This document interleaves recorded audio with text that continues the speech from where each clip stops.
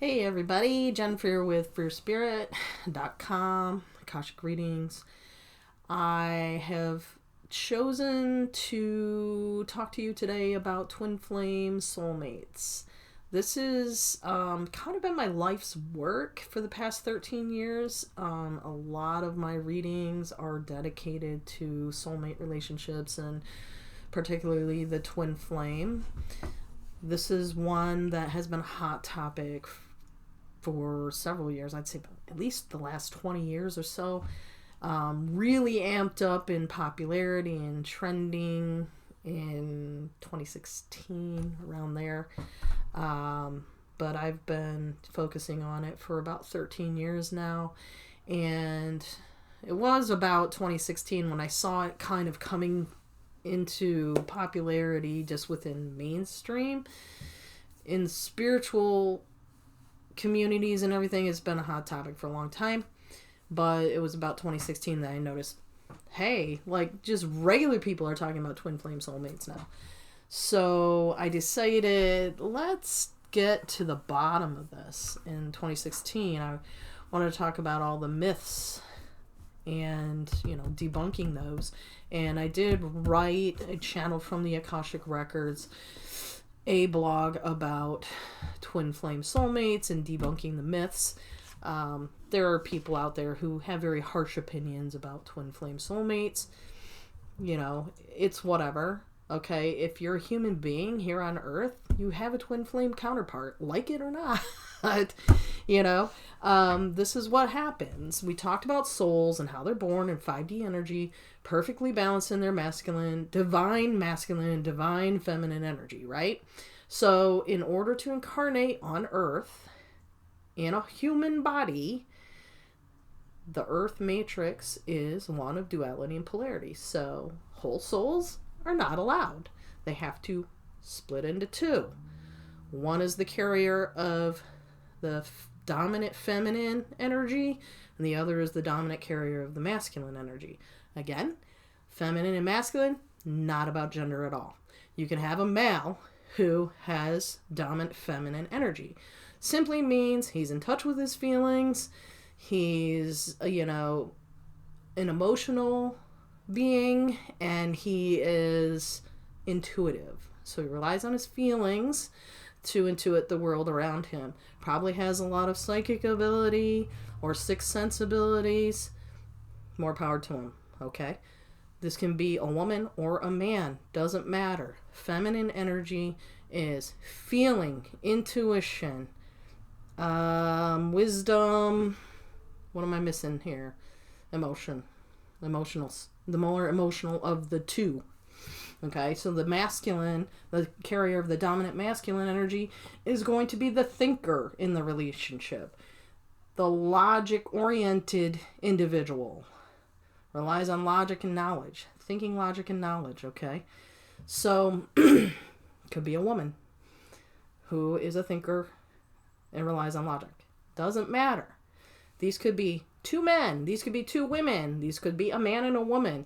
They could be flip-flopped in, traditional gender norms for energy, okay?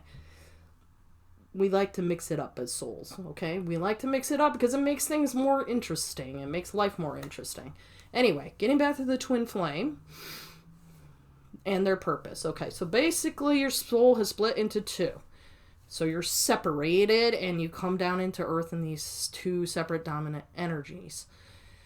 You are in contract with your own soul, but the two counterparts, to meet up at some point. It's determined energetically, not necessarily by time, so you can't ask when. All you can ask is, when am I going to be in the right vibration to attract my twin flame soulmate? If that's a question, okay? So the only way when can be answered is by the energy you're carrying.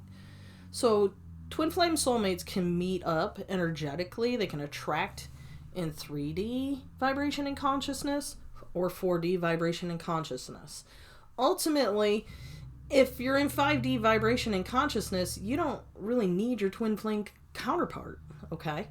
The whole name of this game, is a game, believe me, feels like it sometimes. Anyway, is to simply come back together at some point to initiate the spiritual awakening for both individuals.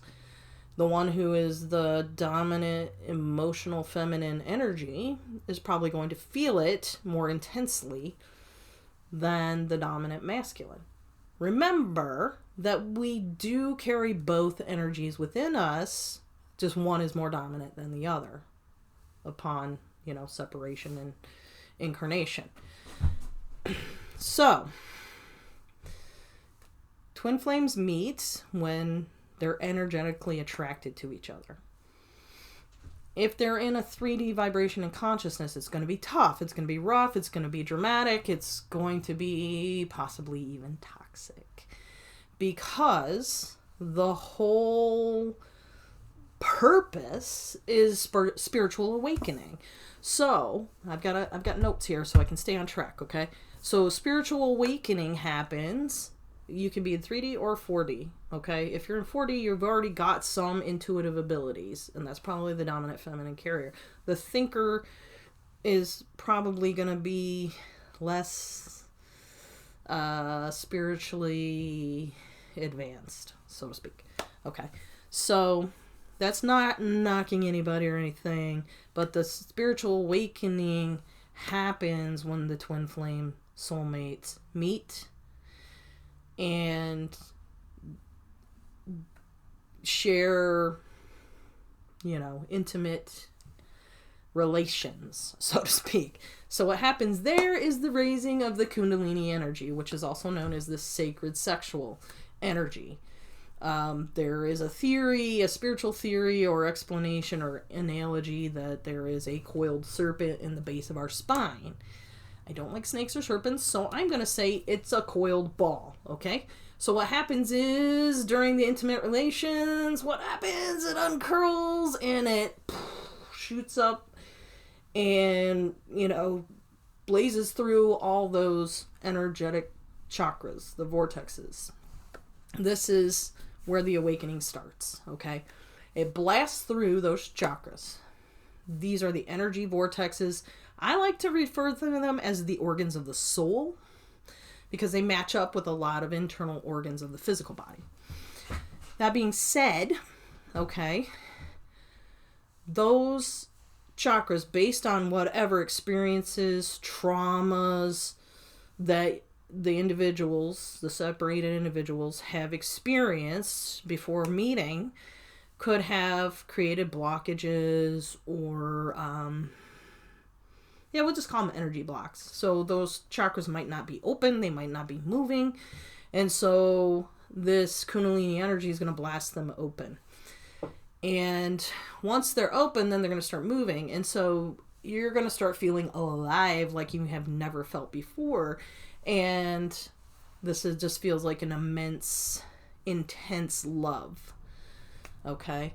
Remember, this is the other half of you, and what you're doing is you're trying to integrate back your energies that you separated from. So if you're the divine, or you're the feminine dominant, you're integrating back into you the masculine energies, and vice versa.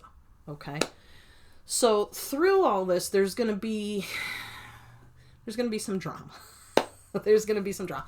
Because think of it as yourself. When you look at yourself in the mirror, what happens? The inner critic comes out, right? And it's not always loving. Are you always loving and kind when you look at yourself in the mirror? Are you always loving and kind when you see yourself, whether you're working out, dancing, or just getting ready for your day? You're going to find flaws. And that's what happens between the two counterparts. They start finding flaws. And so that's where the conflict happens. But it's all meant to be a healing process, okay? So sometimes when we go for surgery, we have to be cut open to get to the internal part that needs to be fixed. But then there's also a surface wound. That's the best way I can explain it. Okay? So there's hurts, but then there's healing. I'm going to move on to part 2 here. Stay tuned.